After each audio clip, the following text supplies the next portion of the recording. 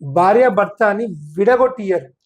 ఇద్దరు కలిసి కలిపిస్తారు. ఉంటేనే సమాజం వాళ్ళకు ఒక మెడల్ ఇస్తుంది, గోల్డ్ మెడల్ ఇస్తుంది.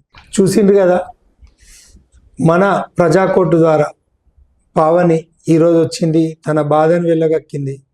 ముందుగా చట్టాల ద్వారా న్యాయం జరుగుతుంది. కొంత ఆలస్యమైనా కూడా ప్రతి మహిళకు న్యాయం చేసే దిశగా భారత చట్టాలన్నీ కూడా మహిళలకు సపోర్ట్ చేస్తాయి.